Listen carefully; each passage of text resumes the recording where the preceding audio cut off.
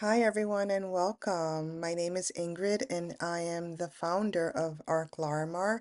I have a couple of new subscribers, and I just wanted to reintroduce myself or even introduce myself to some of the subscribers that I've had, and maybe I don't know who they are or that they know me.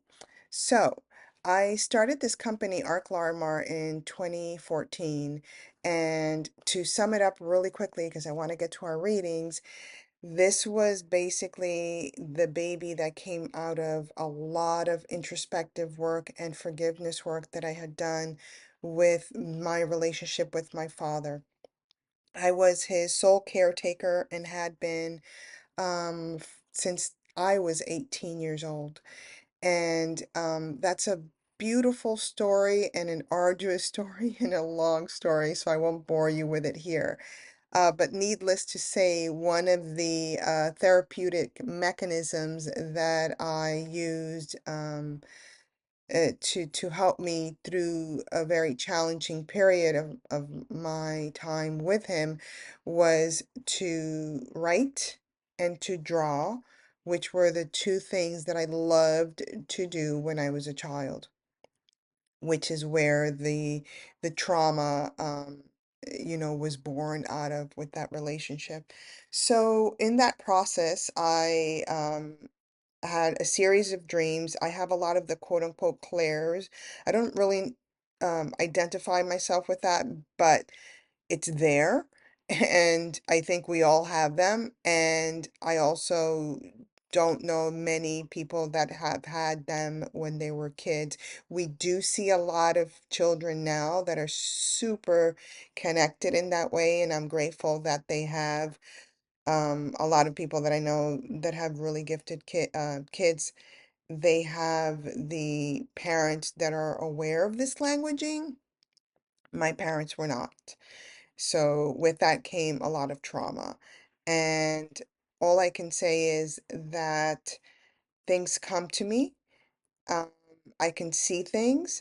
I There's information that I receive, and I'm like, what? Where'd that come from? And thank God for Google, right? Because now we can research things and get confirmations. A lot of times I don't get confirmations. One of the things that I started to do this year was to do this offering called Tarot and the Moons. And it's because for many, many years now, I have been telling all of my astrology friends, change it up. Do something different with astrology because it is changing and it's not going to resonate with a larger population if we just stick to the quote unquote predictive aspect. There's a healing modality to it as well. And I had even suggested, and I'll suggest it again here in case some of the newcomers are Reiki masters, to use astrology and Reiki together. Like if you know that someone's a Piscean sun and they're having a difficult time trying to, I don't know, land a job or, be seen in some sort of platform, etc. Perhaps we don't start in the space where Reiki normally says to start, right? Perhaps we want to start at their feet because the feet represents the Piscean nature in them. And that has been with my personal experience with Reiki.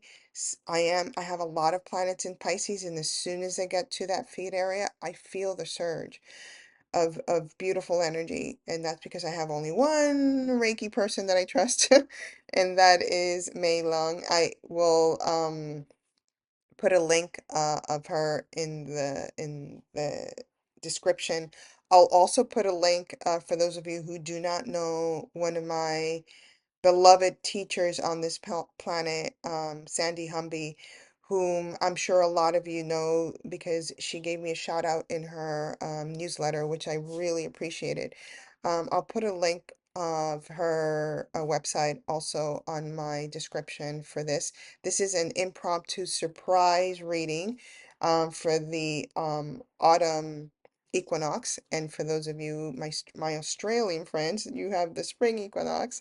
Um, but I just really wanted to sort of come in, introduce myself, There are a lot of beautiful, fantastical stories that I can share. There are a lot of really scary ones that I've also experienced. And then there, in between all of that, is this beautiful thing called life and the journey of life. And my goal is to really play in it, to really embrace all of these magical tools that are going to be sort of sprouting up.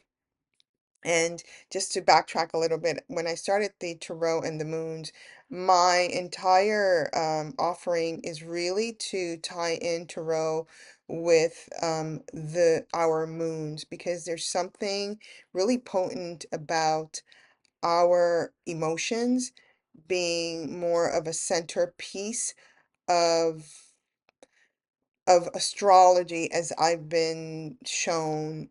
I am not an astrologer, but I hope that someone gets inspired by whatever's coming through, um, and start playing with whatever modalities you have and start cross-pollinating and start using it to really be in that space of joy, happiness, illumination, right? Like, we've got so many things at our disposal, but we are so trapped in a linear thought pattern, and we're not kind of going outside of that to rely on our own inner wisdom.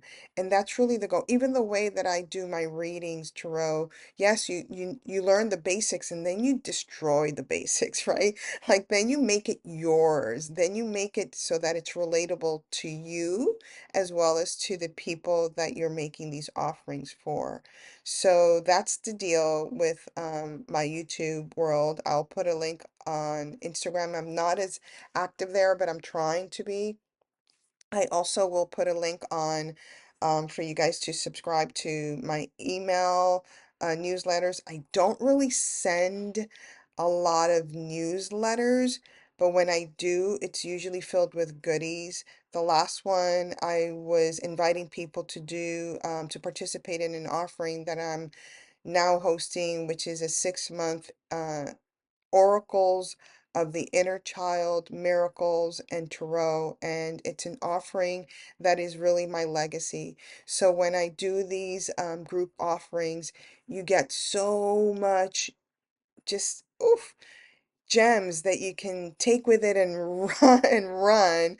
And that's really where I am quite intimate with my groups and reveal a lot of what I have received that have helped me over the years. I will put maybe a link on the last newsletter that I sent out, just so you can maybe read it and familiarize yourself with what's been going on with me, which has been a lot. Sandy Humby's Rose Alchemy offerings were really a lifesaver. Since 2020, I have experienced a lot of death in my life. And so yeah, I talk a little bit about what that process is, but if it were not for the roses, I'm not really sure I would be here, and that's the honest truth. So I'm eternally grateful to Sandy and her offerings. And I can also share with you that one of the beautiful sort of magic, right? Like a lot of times people hear the word tarot and they're like, oh my God, it's filled with, there's a lot of sort of negative connotations that arise from the word itself, right? And what's so funny to me, is that tarot is a pictorial expression of the rose path. And I see a lot of correlations between the major arcanas and a lot of the rose teachings that Sandy has beautifully presented to the world and continues to do so. So if you guys have a chance to participate in one of her offerings, I really strongly encourage it. And if anything, at least do a reading with her, a rose reading, and I'll put a link also on my description of where you guys can get a rose reading offering from Sandy. But yeah, it's been a journey and I continue to journey with you, and I continue to send you lots of love and lots of blessings. And speaking of death, let's get right to it. Let's talk about autumn equinox. I mean, the autumn equinox is that moment of transition, right? From everything that's alive and vibrant and bright to things that start looking like they're decaying. The leaves start falling. There's just a somberness to the environment. There's less light coming our way, right, from the sun. And it's can be very scary for a lot of people. So many people that I know, like autumn comes in and they just get depressed. And for me, having experienced death like face on, right? Like this archetype in Tarot, I thought I knew it, but I did not. And I certainly have learned a lot about the death archetype during these past 4 years. And one of the beautiful things that I've realized about this archetype when she appears in our life, right? When it's an actual literal death of a person, um, I was not still during any of these processes except for the death of my mom. And when I was still, and what I mean by still is a complete surrender to the power of life, not to the power of death, to the power of life. When we witness this and allow its transition to kind of cross path with us, what I noticed was that death leaves one of the most like amazing gifts, which is the recognition and the it's almost like a trailblazing energy for us to continue with life, to live it well, to love more, to laugh like gregariously, like to laugh with contagion, right? Like it's very challenging for me to express it to people, but I know that it was my stillness and my complete um emptying of my not only my external world, like I just wanted to like get rid of things. It was I wanted to be light in my environment so that I can be more light within, and it just filled me with so much more love. So my I guess what my loving expression for autumn equinox is to really take advantage of it. This is a time where sometimes I see a lot of people ramping up because they feel like I got to do this and I got to do that, and myself included, right? There are deadlines that I have to meet, etc. But I'm taking it more at stride this time around because I've learned so many lessons from the death archetype, where if I set up a meeting, if it doesn't work, no big deal. Divine timing, right? I practice a lot of non-attachment. I get rid of things that I love. I give it to people that are either in need or that never had a tarot card, and I just give them a set, or and it's my favorite set or something like that. It's like one of my favorites. I have a huge collection, right? So practicing that non-attachment, which I think is part of autumn. We know spring will come. We know this.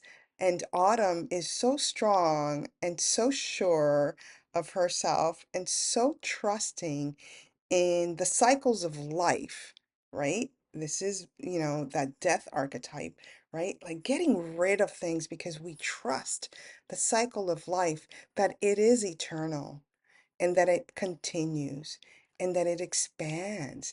It doesn't contract, right? We just have to detach from the exterior belief systems that we have, that, oh, the place where I live is it, or this clothing, oh my God, I can't get rid. It's like, this is a perfect time to release. Oftentimes we hear spring cleaning, and that's often when I feel like a lot of people get rid of things, but I feel like it should be fall cleaning or something like autumn cleaning, because it just feels right. And that's what I mean, like break the codes, people, break the system and the codes we've been conditioned into believing. there's so much I don't want to use the word aggression. I don't know what it is, but there's something like perverse in what we've been conditioned to believe, and what we know is true by just being still. If we're still, we're going to find the truth. And so autumn, I love it because I don't think I loved it before, but I'm loving it now because I see it as an opportunity to release, let go, detach, and really commune with my inner light, with your inner light, right? So beautiful. And thank you, thank you, thank you for everyone who's following. Tell your friends, tell others to follow. Activate, you know what I mean? Let's start the discourse of breaking patterns and of breaking with quote unquote traditions that are not serving us. It's not. You are magical. You are magical. I am magical. We are all magical. And we need to invoke more of the miraculous in our lives versus staying in this old patterning of a belief system that, oh, it's autumn. That means I have to get depressed. No, you don't. That means you get to light up the world with your love, with your creativity, with your livelihood, right? That's what it means. It's an invitation for us to ramp it up and hold space for nature while nature is releasing. Okay? All right, let's get to our readings.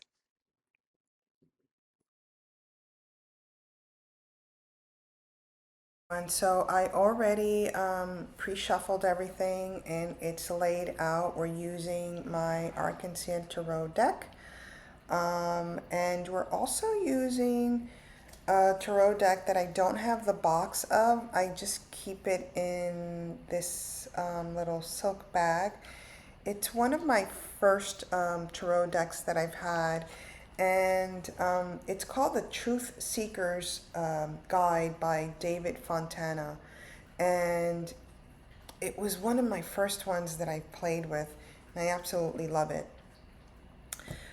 Just one more thing. I do numerology, and the fall equinox this year is falling on the 22nd, and I always feel like the 22nd is a four number, right? So it's about structure, it's about stability, it's about staying in the middle way.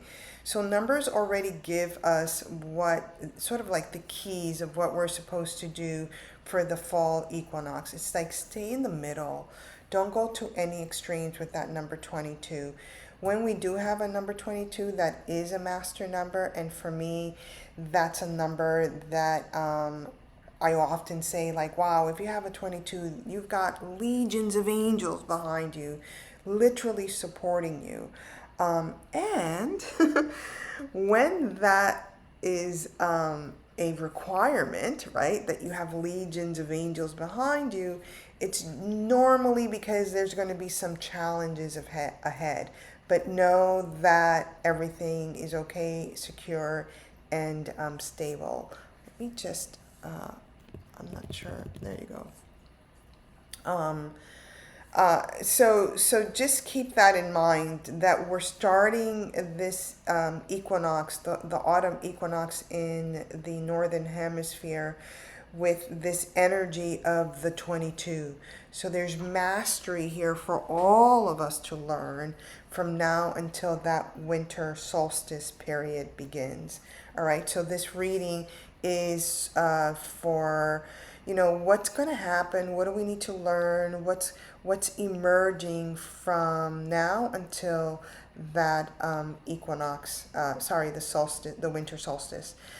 I also wanted to say that my focus is on the zodiacal moon signs because that's where our emotions are, and literally it's for me it's like the field of manifestation, right? However, I have gotten people DM me on Instagram or send me an email that they feel that the sun astrological sign cards sort of speaks more to them, or the ascendant, etc. Journal, write it out. This is what the cards were for my moon. This is what the cards were for my ascendant. This is what the cards were for my sun sign. It's just a matter of emotions, how I'm moving through life. That's the ascendant for me. And then the sun is about what are we doing, right? So yeah, follow, journal it, follow through with it, refer to your notes every once in a while, see what's manifesting, see what's not manifesting. And yeah, it's for your enjoyment. And sometimes I do get, for those that are watching, I do prayers and meditation, and I zoom into somebody. You'll just know. I also get responses from people like, oh my God, that was so relevant to me, etc. How did you do that? I didn't do anything.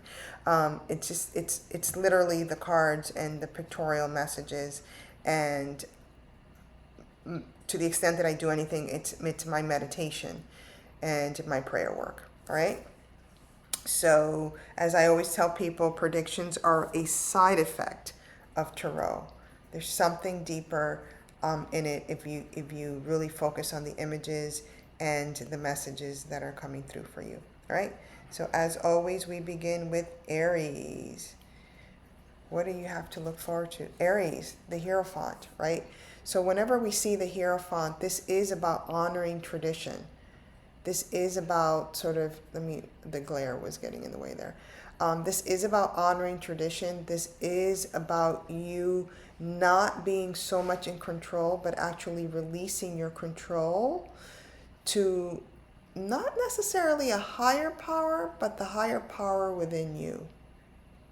Right? So this means tune in, tap in to yourself, but do it with tradition.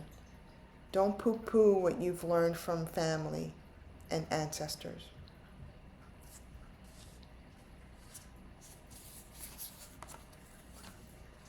We've got conquered with kindness. So because I just spoke, my last words on this was ancestors, I feel like whatever is happening for you for this autumn equinox may have to do with addressing some family issues, some ancestral patterning that we need to deal with. But don't do it in an aggressive way. Do it with a soft level of kindness toward yourself first. You can show them that you have the sword, but don't necessarily use it. And this is about relaxing the mind. Put it down. Be kind to yourself during this autumn equinox season. Next we have Taurus. Taurus, you're starting something new. It's a feeling of taking a risk. You know what you want. You're going to go out there. People have already told you not to do it. But this is about you taking a risk and seeing what's on the other side and exploring what's on the other side. So there's a new beginning here for you, actually, for this autumn equinox. A new beginning with partnership. This is about a business deal. This is like you literally moving into a new beginning in partnership with others that's going to allow you to make magic. Make magic. Be clear with your intentions. So long as you're clear with your intention, there really isn't a risk of failure here because it's a new beginning. So what do you have to lose, right? Beautiful. Next we have beautiful Gemini moons. Gemini, you are in a protective mode. This is a 10 of Swords. So with this particular deck, when I see this, I instinctively remind myself of a dragon. A dragon sort of encircling you in the form of protection, not in a form that's menacing. So shield up. Shield yourself up. You don't have to let everyone know your business or what you're thinking or how you know. shield up and be confident that whatever new beginning you are endeavoring to engage in can only happen once you close the door to something else. Ten of Swords. Let's see what this is. Clarification. Yeah, you've got a lot of swords energy here. So this is literally transform your thoughts into something a little bit more sort of creative with your thinking. You know what I just thought? Not too long ago on YouTube, I was expressing that I knew someone who was so into like having her entire like body shielded and protected, and you know, she had all kinds of protection stones, etc., etc. And I looked at her and I was just like, why do you live in so much fear? Right? She was almost bringing in the fear into her world because she just lived in the space of protection. So there's something here about you having to let go of this mindset and be more in the mindset of creating something beautiful with how you're thinking, right? So for example, this friend of mine that was always doing protections on herself. Well, if you must do it, don't do it in a routine way.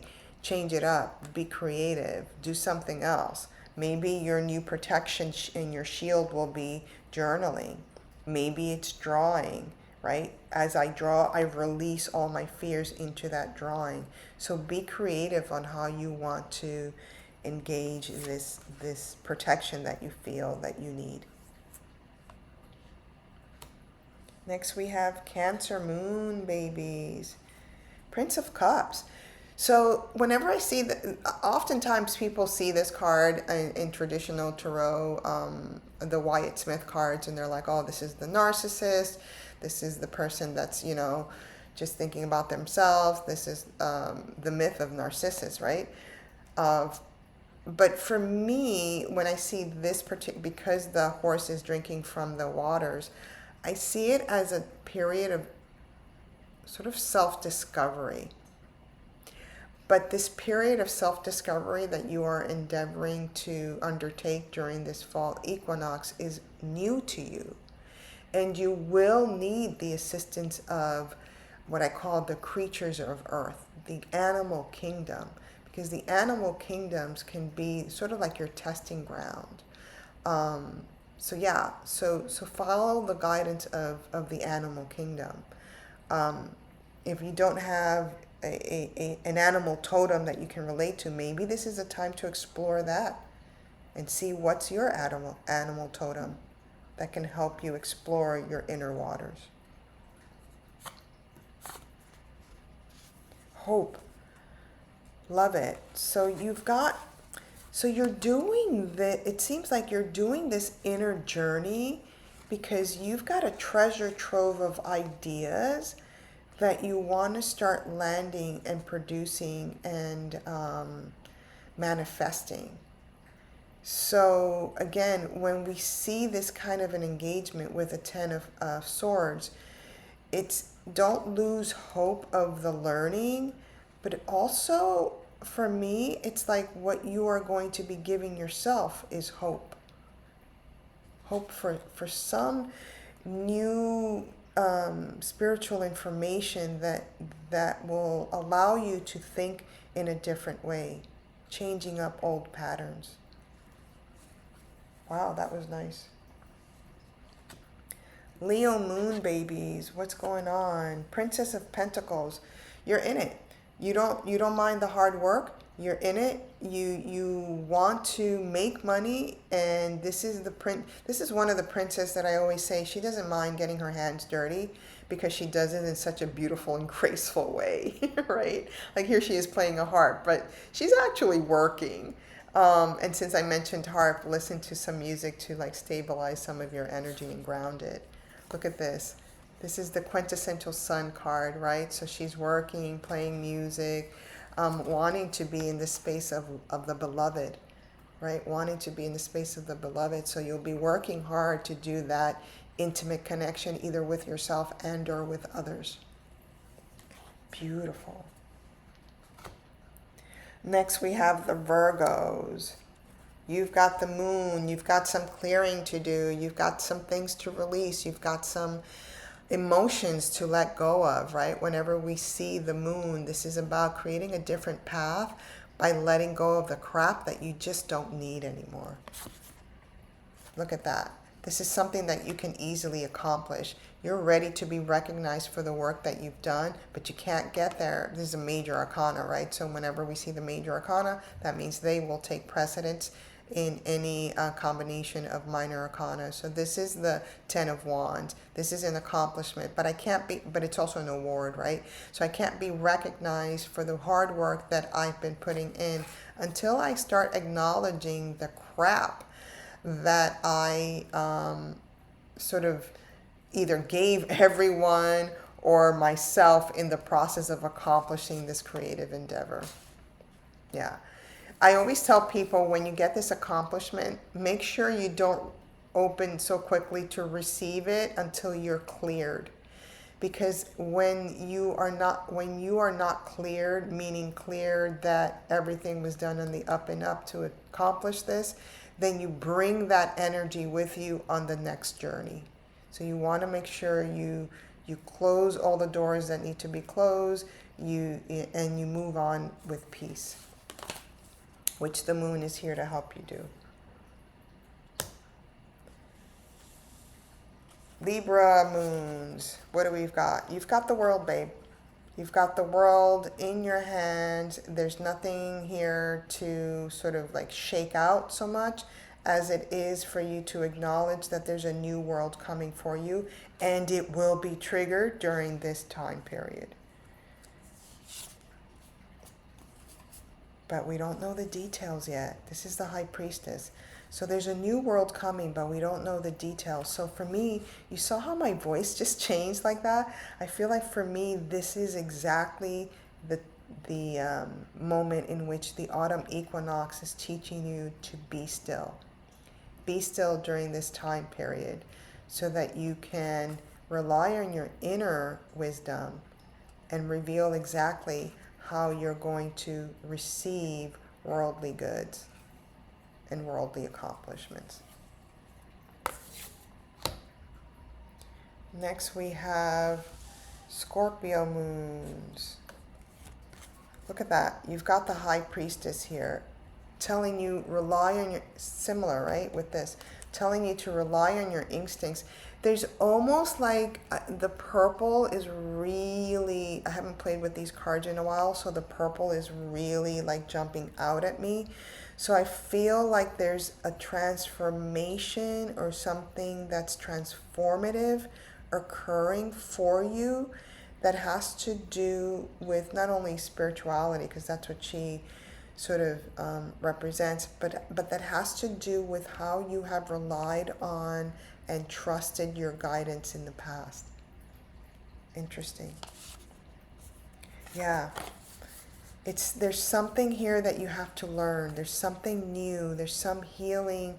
You know, purple is that healing energy. There's some transformation that's happening from how you used to do things and how you're being called to do them now. Yeah, so for the Scorpio moons, there's a study here for you. Maybe you're going to take an online course or something like that. Sagittarius. What do we have? We have the King of Pentacles. So the King of Pentacles is always sort of like, for me, one of these king archetypal energies that they say that it's like it can be a doctor or scientist, you know, that does things that are not quote unquote ordinary. But I also feel that this particular King of Pentacles is bringing you health. So there's something here like health related, body related, that you will be receiving, but it's not in the regular sense of the word. In other words, it's not about necessarily going to the doctor, but it's going to the doctor of nature, if that makes any sense. And I feel like I'm tapping into someone who's a Sagittarius moon. Yeah, look at that. You get another Pentacles. And this is the Princess of Pentacles. So this is his daughter, right? So there's something here about you getting down to the earth and really sort of healing through the earth. Maybe it's for you to eat root vegetables, or whatever's in season that's coming from the earth, because there's something that's needing attention of the body. The body healing matrix needs attention, and the earth is willing to give it to you. You just have to go get it, because when we see the kings, that means that we have to be active. Next we have Capricorn moons, Princess of Wands. You are ready to expose yourself, right? She's very exposed. You're ready to expose yourself. You're ready to start something new. You're ready to light a fire. So this is like almost, if you're going to do this kind of work, I almost felt like there was an initiation that was required. For those of you with Cancer moons, there was an initiation that was required. Some sort of a sacred engagement that's required for you to spark the creative project. And let go of fear, right? This is the Prince of Swords. Let go of any fears that you have. I feel like once you do the initiation and once you do the sacred sort of work for maybe even a nice altar work, this fear thing that you've got with this project will go away. Because this is also fear of responsibilities. Yeah. It's nice to live in this world where it's all exposed, but we've got to be responsible, and maybe that's why that energy of the ritualization or something. We've got to be responsible for what we are putting out in the world. We can't shirk our responsibilities in that sense. Next we have Aquarius moons.